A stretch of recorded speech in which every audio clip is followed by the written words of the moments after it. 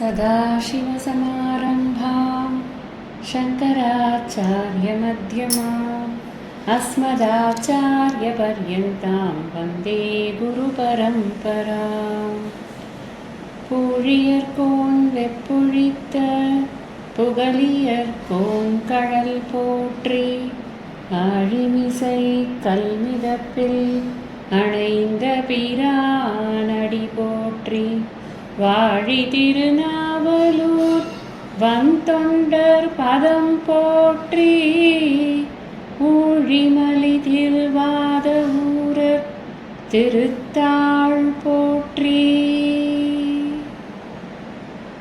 ஞானசம்பந்தப் பெருமான் திருமயிலை என்று சொல்லக்கூடிய மயிலாப்பூரில் பூம்பாவையை உயிர்ப்பித்து அவளை திருமணம் செய்து கொள்ள வேண்டும் அப்படின்னு கேட்ட அவளுடைய தந்தைக்கு, நானும் இப்பொழுது ஒரு தந்தையான காரணத்தினால எனக்கு இவளை திருமணம் செய்து கொள்வது என்பது இயலாத காரியம் அப்படின்னு சொல்லி புரிய வைத்து அங்கிருந்து கிளம்புகிறார்.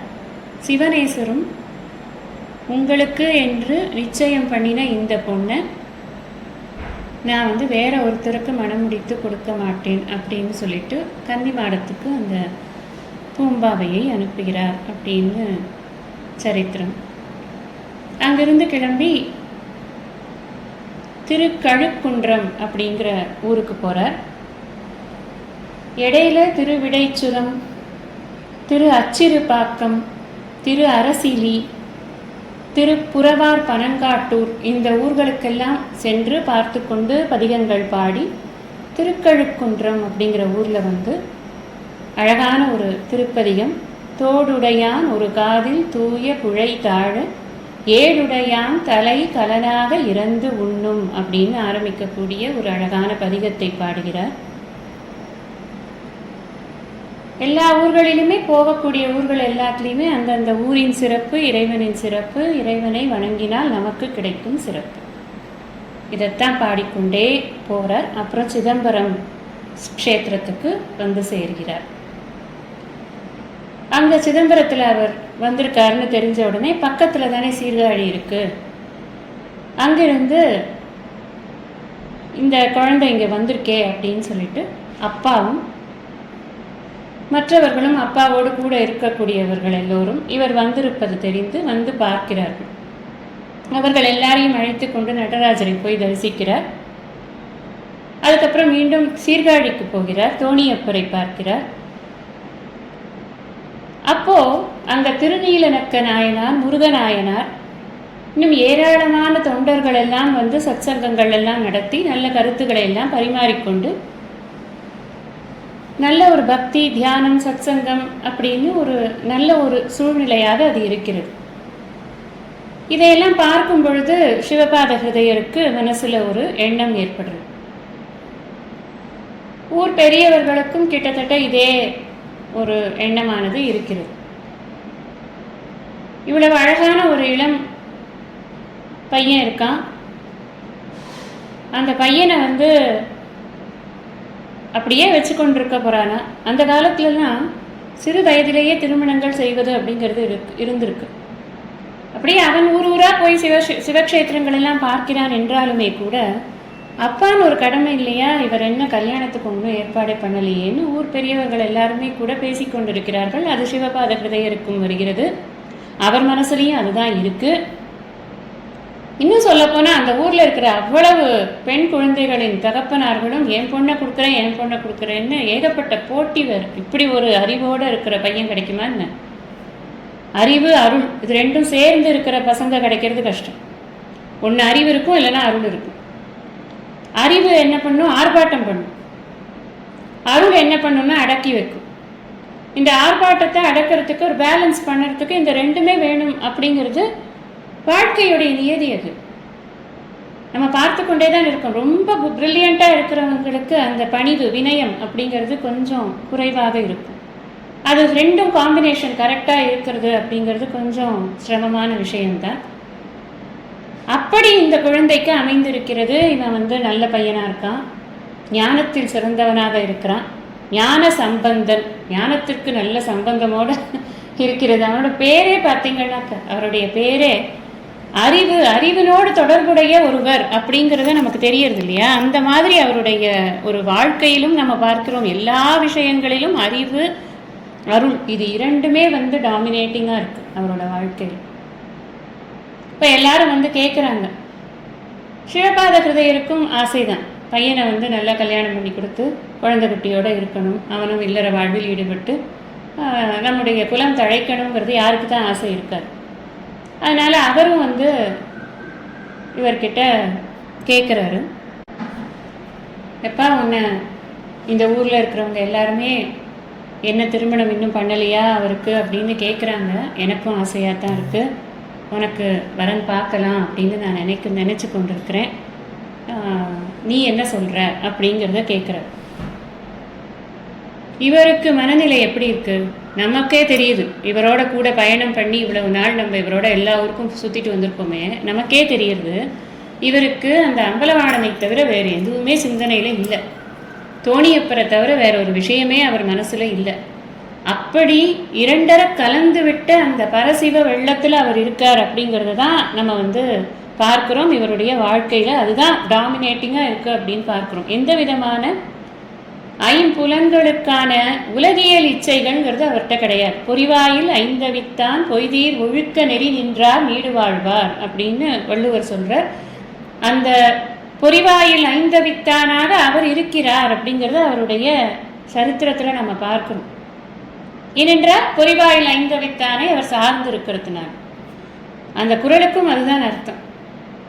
ஐம்புலன்களை வென்றிருக்கக்கூடிய அந்த இறைவனை யார் சார்ந்திருக்கிறார்களோ அவர்களுக்கு நீடு வாழ்வார், பெயரோடும் புகழோடும் இவ்வுலகில் ஒரு நாளும் மங்காத புகழோடு அவர்கள் இருப்பார்கள் அப்படின்னு நம்ம பார்க்கிறோம். அந்த குறளுக்கான பொருள் அப்படித்தான் இவரும் இருக்கிறார் அப்படின்னு இவருடைய சரித்திரத்தில் நம்ம பார்க்கிறோம்.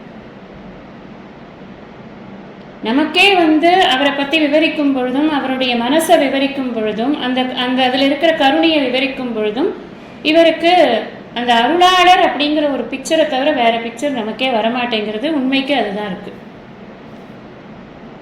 இப்போ இவர் எப்படி இருப்பார் அப்படின்னா, இவருக்கு அந்த அருள் நிறைந்து இருக்கிற தன்மையாக இருக்கிறதுனால சம்பந்தருக்கு சாதாரண மானுட தர்மங்கள் அப்படிங்கிறது அவரால் ஏற்றுக்கொள்ள முடியாத ஒரு விஷயமாக அது இருக்கு. திருமணம் அப்படிங்கிறது இந்த மனுஷ லோகத்தில் நாம் இல்லற வாழ்க்கையை நடத்துறதுக்குன்னு ஒரு மனநிலை வேணும். அது எல்லாருக்கும் வாய்க்கிறது அப்படிங்கிறது காமனாக இருக்குது. ஆனால் ரொம்ப சில ஜீவர்களுக்கு மட்டும்தான் அதை கடந்து இறைவனிடம் மாத்திரம் அவருடைய எண்ணம் இருக்கிறதுங்கிறது ரொம்ப சில பேருக்கு தான் அது இருக்குது. நம்ம அப்பர் பெருமானுடைய வாழ்க்கையிலும் அந்த மாதிரி அவரும் திருமணம் செய்து கொள்ளாமல் இருக்கார். ஆனால் சுந்தரமூர்த்தி நாயனாருடைய இதை பார்த்தீங்கன்னா அங்கே 2 பெண்டாட்டிக்காரராக அவர் இருக்கார். இது ஒரு ஒரு ஒரு விதமான ஒரு அமைப்பு. ஒவ்வொருவர் மனநிலை ஒரு மாதிரி இருக்கு. இவருடைய மனநிலை திருமணம் வேண்டாம் அப்படிங்கிற எண்ணமாக அவருக்கு இருக்கு. ஆனா அப்பா என்ன சொல்றாரு, எப்பா உனக்கு தெரியாத தர்மம் கிடையாதப்பா, நாம் எல்லாரும் அறுதொழில் செய்யக்கூடிய அந்தணர் குலத்துல நாம பிறந்திருக்கோம். இந்த அறுதொழிலுக்கு முக்கியமானது வேள்வி. இந்த வேள்வியை நீ செய்யணும்னு சொன்னா அதற்கு உனக்கு ஒரு மனைவி வேண்டும். ஏன்னா மனைவி இல்லாமல் நாம் அக்னிஹோத்திர காரியங்கள் எதுவுமே பண்ண முடியாது. அதனால் உன்னுடைய இல்லற கடமைகளெல்லாம் நீ சரிவர செய்யணும்னு சொன்னால் அதுக்கு உனக்கு மனைவி வேணுமே, தர்மங்களை எல்லாம் நீ முறையாக கடைப்பிடிக்கணுமே அப்படின்னு அப்பாவும் சொல்லி, அப்பா இப்படி கஷ்டப்படுறாரே பையனுக்கு புரிய வைக்கிறதுக்குன்னு அவருடைய நண்பர்கள் எல்லாரும், அங்கே இருக்கக்கூடிய ஊர் பெரியவர்கள் எல்லாருமே அவர்கிட்ட சொல்கிறாங்க, நீ இதை ஒத்துக்கோ, உனக்கு இது நல்லது தான், இதனால் உனக்கு எந்த கெடுதலும் வராது, வாழ்க்கை நல்லா தான் இருக்கும், நல்ல பெண்ணாக உனக்கு அமையும் அப்படின்னு எல்லாம் சொல்லி ரொம்ப அவரை கன்வின்ஸ் பண்ணுறதுக்கு எல்லாருமே பேசுகிறாங்க. இத்தனை பெரியவர்களெல்லாம் பேசும் பொழுது இவருக்கு மனசில் எந்த ஒரு நெகட்டிவ் ஒப்பீனியனும் சொல்கிறதுக்கு மரியாதை காரணமாக அவரால் முடியலை. சரி என்ன பண்ணுறது, இவங்க எல்லாரும் சொல்கிறாங்க, சரின்னு சொல்லி வைப்போன்னு சொல்லிடுறாரு. ஆனால் இறைவன் கிட்ட தன்னுடைய உண்மையான ஆசை என்னங்கிறத அங்கே சொல்லி வைக்கிறார். மனசுக்குள்ள எப்போ பார்த்தாலும் இறைவனிடம் பேசிக்கொண்டு இருக்கக்கூடிய அவர் தன்னுடைய உண்மையான எண்ணம் அவருக்கு தெரியும் அப்படிங்கிறதுனால தைரியமாக இவர் என்ன சொல்கிறார், பரவாயில்ல ஏற்பாடு பண்ணுங்க பார்த்துக்கலாம் அப்படிங்கிறாங்க. திருநல்லூர் அப்படிங்கிற ஊரில் இருக்கிற நம்பியாண்டார் நம்பி அப்படிங்கிற ஒரு சிவனடியார் அவருடைய மகளை சம்பந்தருக்கு மனைவியாக்க ஒரு எண்ணம் ஏற்பட்டு அவரிடம் போய் சம்பந்தம் பேசுகிறாங்க, எல்லாருமா சேர்ந்து பேசுகிறாங்க. அப்போ அவருக்கு நம்பியாண்டார் நம்பிக்கு இந்த சம்பந்தரை பற்றி நிறைய கேள்விப்பட்டிருக்காரு. இப்படி ஒரு லாட்ரி அடிக்குமா யாருக்காவது, இப்படி ஒரு மாப்பிள்ளை கிடைப்பானா எங்கேயாவது. அதனால் உடனே முதல் காரியமாக நான் தந்தேன் என்னோட பொண்ணை அப்படின்னு அவருக்கு வாக்கை கொடுத்துடுறாரு. சிவபாத ஹிருதயருக்கு அதிகமாக அலைச்சலே இல்லாமல் ஒரு நல்ல இடத்துல ஒரு பெண் அமைஞ்சாச்சே அப்படின்னு சொல்லிட்டு ரொம்ப சந்தோஷம் அவருக்கு. ஊர் திரும்பினார். திரும்பின உடனே ஒரு நல்ல முகூர்த்த நாளை குறிக்கிறாரு, பத்திரிகை எழுதுகிறார், எல்லாருக்கும் கொடுத்துடுறார். எல்லாம் நல்ல ஒரு சந்தோஷமாக அந்த திருமண ஏற்பாடுகள் எல்லாம் ரொம்ப நல்லா நடக்கிறது. பயங்கரமாக ஊரே திரண்டு இவரோட திருமணத்தை காணணும் அப்படின்னு சொல்லிட்டு ஊரே திரண்டு வேலைகள் எல்லாம் செய்து கொண்டு இருக்கிறது. முகூர்த்த நாளுக்கு 7 நாள் முன்னாடியே பாலிகைகள் எல்லாம் தெளித்து நல்ல சடங்குகள் சம்பிரதாயங்கள் எல்லாம் ஒன்று கூட விடாமல் ரொம்ப அழகாக அந்த திருமணத்திற்கான வேலைகள் எல்லாம் நடக்கிறது. திருமணத்துக்கு முதல் நாள் மாப்பிள்ளையோட வீட்டில் விரதம் இருக்கணும், பாலிகை தெளிக்கணும். இந்த சடங்குகள் இதெல்லாமே எந்த அந்த அந்தன வீட்டு திருமணங்களில் என்னென்ன சடங்குகள் உண்டோ அந்த சடங்குகள் எல்லாமே செய்து கொண்டு அந்த மாப்பிள்ளையும் அவர் தானும் தயாராகி சமாவர்த்தனம் அதெல்லாம் பண்ணி முடித்து அவரும் தயாராகி திருமண நாளுக்கு காலையில் அவர் எழுந்து முதல் நாள் அந்த சடங்குகள் சம்பிரதாயங்கள் எல்லாம் முடிகிறது. திருமண நாள் அன்று காலையில் எழுந்து நேராக தோணியப்பரை போய் பார்க்குறாரு. ரொம்ப நேரம் அந்த சன்னதியிலேயே உட்காந்துருக்கார். ஃபுல்லாக டைலாக் தான் சுவாமி கிட்ட மனசுக்குள்ள. எது வேணா இருந்திருக்கலான்னு நாம் நினைக்கணும். ஒன்று அவருக்கு இந்த புதிய வாழ்க்கை முறை அப்படிங்கிறதுக்கு நான் சரியாக ஜஸ்டிஸ் பண்ண முடியுமா அப்படிங்கிற எண்ணம் இருந்திருக்கலாம். இல்லை எனக்கு இது வேண்டாம், நீ ஏன் என்னை இப்படி தள்ளுற அப்படின்னு கூட கேட்டிருக்கலாம். என்ன கேட்டாரோ. ஆனால் நிறைய நேரம் அவர் அந்த சன்னதியில் தன்னுடைய இருப்பை இருத்தி கொண்டு அங்கே இறைவனோடு ஒன்றரை கலந்து இருந்தார் அப்படின்னு பார்க்குறோம். தோணியப்பரையும் அம்பாளையும் நமஸ்காரம் பண்ணிவிட்டு சிவபாத ஹிருதயர் பகவதி அம்மை இருவரையும் வணங்கி மாப்பிள்ளையாக முத்துச்சிவிகையில் அப்பா கொடுத்த முத்துச்சிவிகையில் அழகாக ஏறி உட்காந்துட்டார். அவர் பார்க்கறதுக்கு எந்த ஒரு சஞ்சலமே கிடையாது. அவருக்கு எல்லாம் அப்பா பார்த்துக்குவார். தோணியப்பர் இருக்கார், அப்புறம் என்ன, இந்த அப்பா ஒரு முடிவு எடுக்கிறார், அந்த அப்பா எல்லாருக்கும் மேலே அப்பா இல்லையா, அவர் பார்த்துக்குவார் எல்லாம் அப்படின்ற ஒரு திருட நிச்சயம் நம்பிக்கை அப்படின்னு எல்லாருமே இது என்னவோ யாத்திரைக்கு போகிற மாதிரி எல்லாருமே கூட கிளம்புறாங்க. அடியார் கூட்டம் பூரா கிளம்புறது.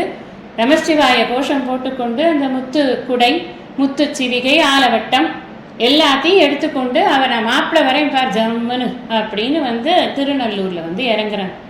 ஒரு பெரிய ஒரு அழகான ஆர்ப்பாட்டமான ஒரு அலட்டல் இல்லாத ஒரு ஆர்ப்பாட்டம், அருளோடு கூடிய ஆர்ப்பாட்டம். அப்படி மாப்பிள்ளை இறங்குறார். இந்த கூட்டத்துக்கு யாரெல்லாம் வந்தார்கள் அப்படிங்கிற அந்த கூட்டத்தில் யாரெல்லாம் வந்தார்கள் அப்படிங்கிறத சேக்கிழார் ரொம்ப அழகாக வர்ணிக்கிறார்.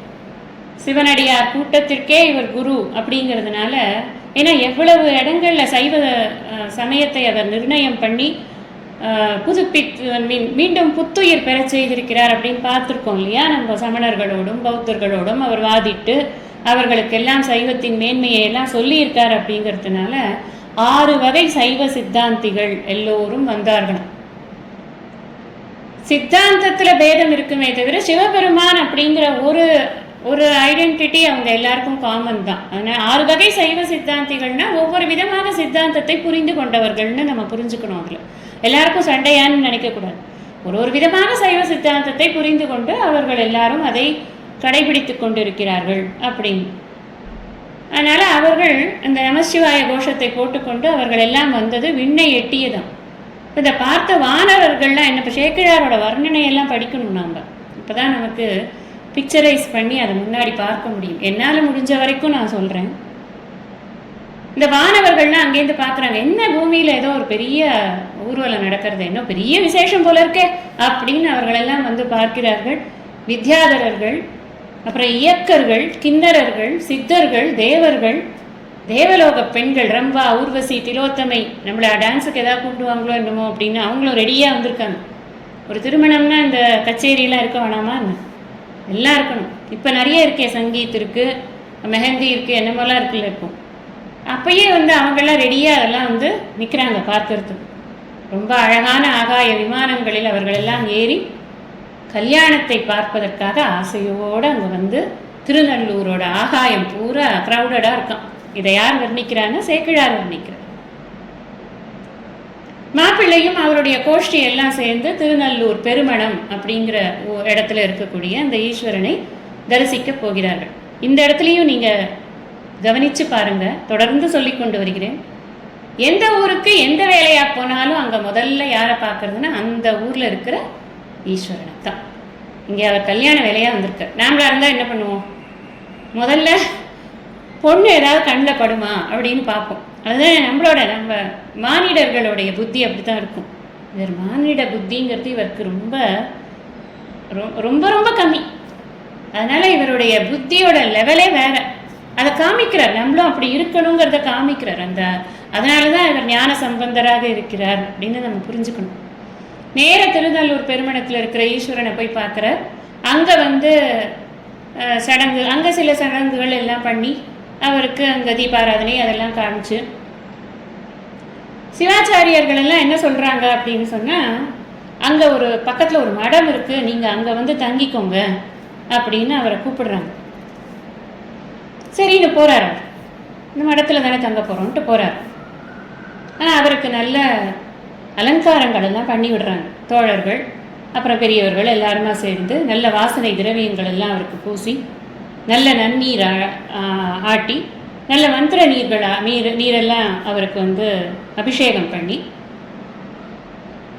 அவருக்கு மனசு ஒரு சஞ்சலம் இல்லாமல் இந்த நிகழ்வுக்கு அவர் தயாராக இருக்கணும். அப்படி இதெல்லாம் பண்ணணும். ஒரு மாப்பிள்ளையை தயார் பண்ணுறது அப்படின்னா, நம்ம இதில் பியூட்டி பார்லர் போகிறது, இது பண்ணிக்கிறது, அலங்காரம் பண்ணிக்கிறதுன்னு நம்ம நினைத்து கொண்டு இருக்கிறோம். ஆனால் அப்படி கிடையாது.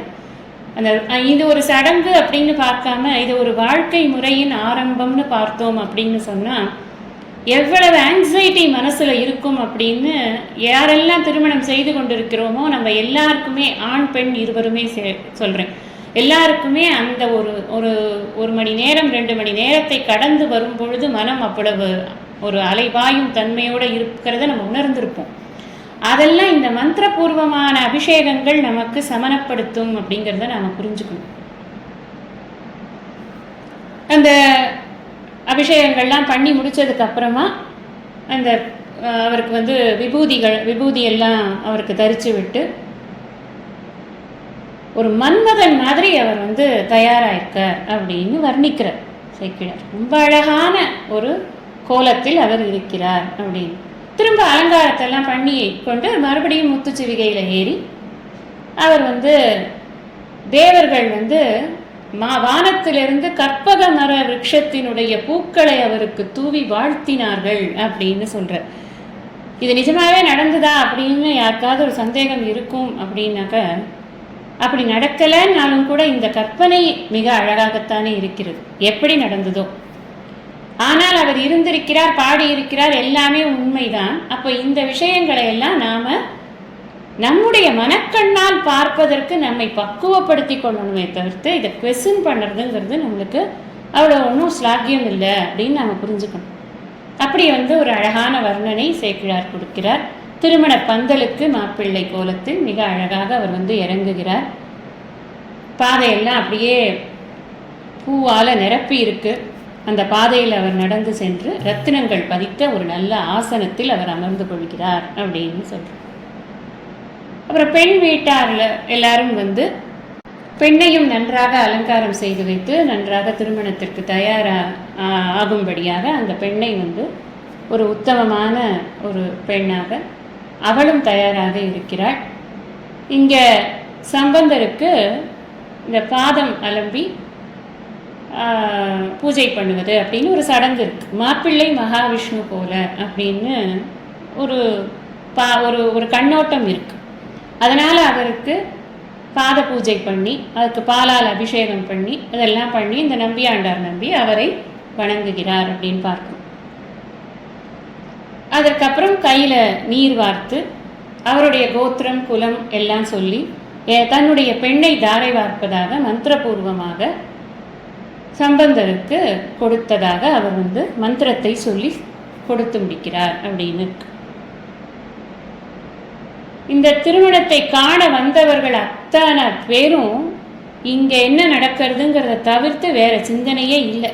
அவ்வளவு அனைத்து பேர்களுடைய எண்ணமும் கண்களும் அங்கேதான் நிலை பெற்று இருக்கிறது அப்படின்னு அழகான ஒரு வர்ணனையை கொடுக்கிறார் சேக்கிழார்.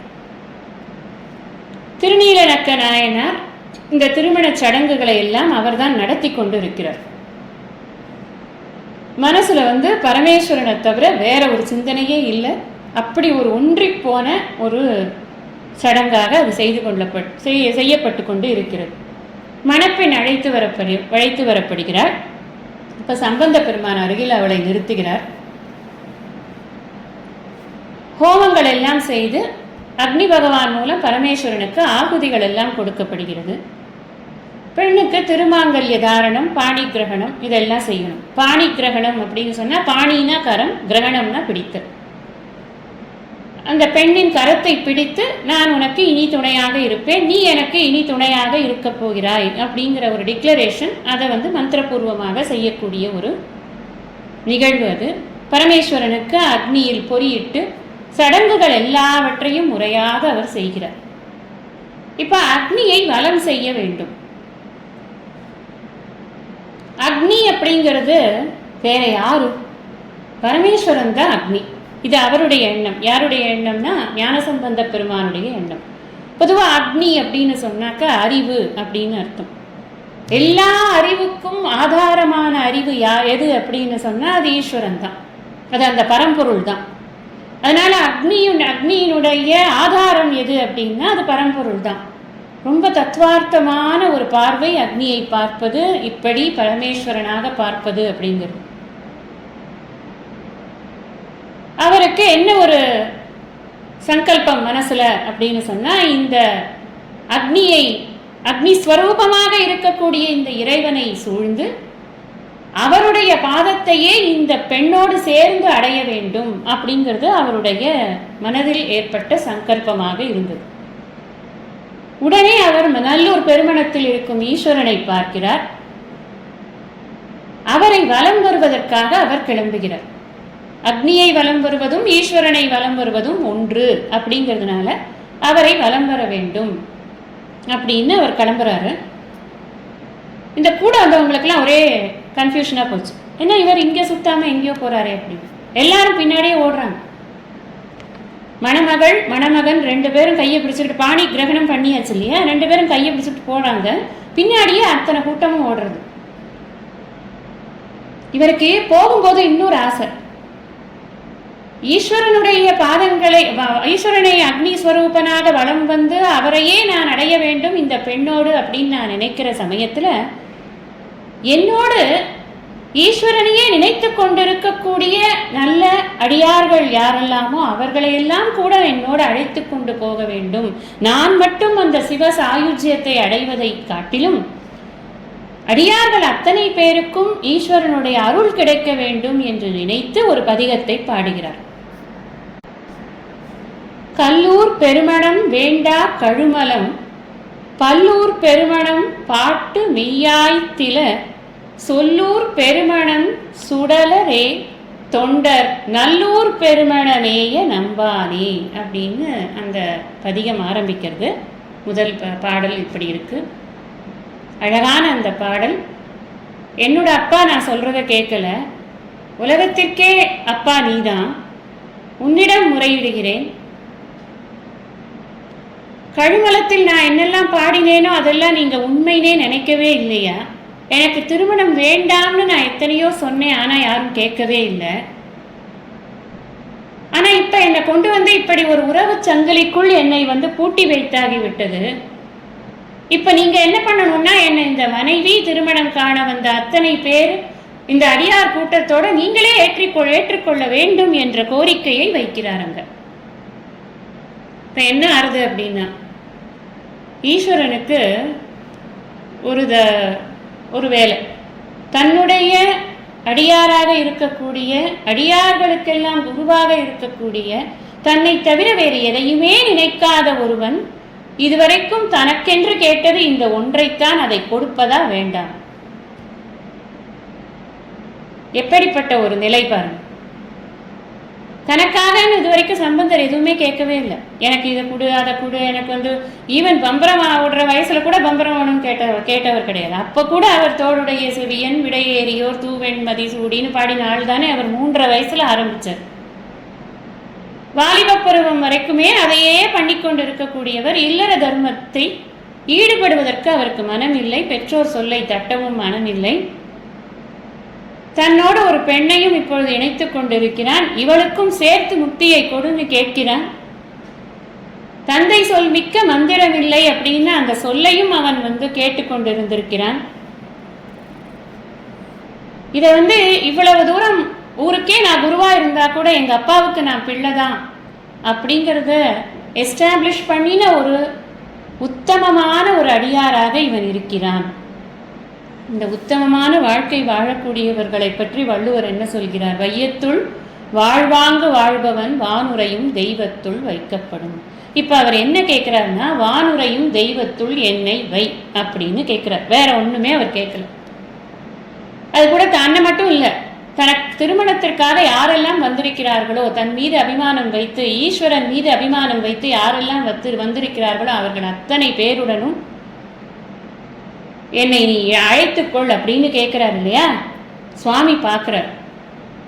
அசரீதி வாக்கு ஒன்று கேட்கிறது. சரி, உன் திருமணத்திற்கு வந்த அத்தனை பேருடனும் உன் மனைவியுடனும் நீ இங்கே எழப்போகும் மிகப்பெரிய வேள்வி தீயில் புகுந்து என்னிடம் வந்து சேர்க அப்படின்னு சொல்லிட்டார். ஞான சம்பந்தர் அவர் சொன்னதுதான் தாமசம். அப்பாடி சொல்லிட்டாரே, நல்லதா போச்சுன்னு அத்தனை பேரோட சேர்ந்து அவர் அந்த அழலுக்குள் புகுகிறார். புகுவதற்கு முன் ஓம் நம சிவாயன்னு ஒரு மிகப்பெரிய கோஷம் எல்லாரும் சொல்றாங்க. இந்த நிலையை நீங்க யோசிச்சு பாருங்க. வானோர்க்கு கூட இது கிடைக்காது. இந்த மாதிரி இறைவனை அடைவதுங்கிறது அவர்களுக்கு கூட கிடைக்காது. அவர்கள் அத்தனை பேரும் ஈஸ்வர சிந்தனையில் இருக்கணும் அப்படிங்கிறதுனால ஒரு அழகான ஒரு நமசிவாய பதிகத்தை பாடுகிறார். காதலாகி கசிந்து கண்ணீர் மல்கி ஓதுவார் தம்மை நன்னெறிக்கு உயிப்பது வேதம் நான்கினும் மெய்ப்பொருளாவது நாதன் நாமம் நமசிவாயவே. சத்தியமா இந்த பாட்டை யார் பாடுறாங்களோ அவர்களுக்கு நேர ஈஸ்வரனுடைய சாயுஜ்யத்தை தவிர வேற ஒன்றும் இருக்கவே இருக்காது. அனுபவ உண்மை இதெல்லாம். இவர் அனுபவிச்சிருக்க, அதைத்தான் பாடியிருக்க. அப்ப நாம எத்தனை பேருக்கும் என்ன நாம இதை பண்ணணும் அப்படின்னு சொன்னா, இயன்ற வரைக்கும் இதை அனுதினம் பாடுவது, அல்லது யாருக்கு உடம்பு ரொம்ப முடியாம இருக்கோ அவர்களுக்கு இதை அவர்கள் காது படுற மாதிரி நாம வாசிச்சோ பாடியோ, பாட தெரிஞ்சா பாடி, இல்லைன்னா விருத்தமா வாசிக்க தெரிஞ்சா வாசிச்சு அவர்களுடைய மனம் அந்த ஈஸ்வரனில் ஈடுபடும்படியாக செய்து அவர்களுக்கு நற்கதி அடைய நாம உதவலாம். இந்த மாதிரி பதிகங்கள்லாம் நமக்கு அதற்கு சோஷியல் சர்வீஸ்னா என்னன்னா ஏதோ ஒரு ஃபாரினர் கண்டுபிடிச்ச மாதிரி மெத்தடில் பண்ணுறது கிடையாது. நமக்கெல்லாம் சோஷியல் சர்வீஸ்னா என்னென்னா, வாழ்க்கைக்கு எது பிரயோஜனமோ, புருஷார்த்தத்துக்கு என்ன உதவுமோ அந்த உதவியை செய்யறது தான் நம்மளோட சோஷியல் சர்வீஸில் முக்கியமான சர்வீஸே. அதை எவ்வளோ முடியுமோ அவ்வளோ பண்ணணும். மிகப்பெரிய ஒரு நெருப்பு, ஒரு ஜோதியாக ஒரு நெருப்பு வானுக்கும் மண்ணுக்கும் அளந்தது மாதிரி ஒரு பெரும் வேள்வி தீ ஒன்று மூழ்கிறது. இந்த திருமணத்தை காண வந்தவர்கள் அத்தனை பேரும் இந்த பாடலை மனதில் சொல்லிக்கொண்டே அவர் என்னோட சேர்ந்து நமசிவாய மந்திரத்தையும் சொல்லிக்கொண்டு இந்த புனித தீக்குள் எல்லோரும் புகுங்கள், நானும் புகப் போகிறேன், சிவபெருமான் நம்மை ஏற்றுக்கொள்வார் அப்படின்னு சொன்னார். உடனே இந்த அடியார் திருக்கூட்டம் அத்தனை பேரும் இவர் சொல்லியாச்சு, நமக்கு இனிமே அப்பீலே கிடையாது அப்படின்னு சிவபாத கிருதையர், நம்பாண்டார், அப்புறம் திருநீல நக்கர், முருகநாயனார், திருநீலகண்ட பெரும்பாணர், இப்படி எல்லாரும் மனைவி சுற்றத்தார். ஏன்னா சும்மா வந்திருப்பாங்க கல்யாணத்துக்கு, சுற்றமும் சூழ வருக அப்படின்னு தானே போடுவாங்க கல்யாண பத்திரிகையிலேயே. அப்போ அத்தனை பேரும் சேர்ந்து வந்திருக்கிறார்கள் என்றால் எல்லாரையும் சேர்த்து அந்த வேள்வி தீக்குள் அவர் அழைத்து சென்றார் அப்படின்னு அவருடைய சரித்திரம். அந்த தீயில் அவர்கள் நுழைந்து, இந்த நுழைஞ்சதுக்கு அப்புறம் அவர்களுடைய கதி என்ன அப்படின்னு கேட்டால், நேர சிவ சாயுஜ்யத்தை அவர்கள் அடைகிறார்கள். இவரும் தன்னுடைய மனைவியினுடைய கரத்தை பற்றி கொண்டு அவர்களோடு சேர்ந்து சிவபெருமானை அடைந்தார்கள். அவர்கள் அதை அடைந்ததும் ஜோதியானது அங்கிருந்து மறைந்து விட்டது. இந்த நல்லூர் பெருமடம் கோவில் அப்படிங்கிறது அவ்வளவு நேரம் வரைக்கும் இமேஜின் பண்ணி பாருங்க, அவ்வளவு நேரம் வரைக்கும் ஆர்ப்பாட்டமாக ஒரே முழவு ஒலி, தட்டு ஒலி எல்லாம் இது பண்ண, கொட்டு ஒலி எல்லாம் கேட்கறது, மேலேந்து வர பூக்களா சொருகிறார்கள். அவர்கள் எத்தனை பேர் பார்த்து கொண்டிருக்கிறார்கள். அப்படியே ஜனமா நிற்கிறது. ஒரு 4 பேர் இருந்தாலே சத்தமா இருக்கும். ஏகப்பட்ட மங்கள சப்தங்கள் அங்கே இருக்கு. அந்த அழலுக்குள் அவர்கள் அனைவரும் போய் முடிச்ச உடனே அங்க மிகப்பெரிய ஒரு அமைதி ஏற்படுகிறது. இந்த காட்சியை அந்த ஆகாய விமானத்தில் பார்த்து கொண்டிருந்த பிரம்மாதி தேவர்கள், மகாவிஷ்ணு, பிரம்மா மற்றும் தேவர்கள் அத்தனை பேரும் இதை கண்டு ஆனந்த பெருவெள்ளத்தில் அவர்கள் எல்லாம் மூழ்கினார்கள் அப்படின்னு வர்ணிக்கிறார் சேக்கிழார். இந்த விதமாக ஆளுடை பிள்ளை அவர்களுடைய அந்த வாழ்க்கை சரித்திரம் அப்படிங்கிறது இந்த பூலோகத்தில் அவர் இருந்த காலம் என்பது முடிவடைகிறது அப்படிங்கிறத நாம் பார்க்கிறோம். ஈஸ்வரனுடைய திருப்பாதங்களை அவரும் அவருடைய அடியார் கூட்டங்களும், ஒரு நல்ல குருன்னா அவர் தான், ஒருத்தரையும் மிச்சம் வைக்காமல் அவ்வளோ பேரையும் கூட்டிகிட்டு போயிட்டார். அப்படி அனைவரையும் ஈஸ்வரனை அனுபவிப்பதற்காக அங்கு அழைத்து சென்ற அந்த சரித்திரமானது இந்த அளவில் முடிகிறது, நிறைவு பெறுகிறது. மேற்கொண்டு நாம் திருநாவுக்கரசர் அங்கு என்ன பண்ணி கொண்டிருக்கிறார், அவருடைய யாத்திரைங்கிறது எங்கே போய் கொண்டிருக்கிறார், என்ன பண்ணி கொண்டிருக்கிறாங்கிறத நம்ம அடுத்த பதிவில் நம்ம சிந்தனை பண்ணலாம். ஹரி ஓம் நமஸ்தே.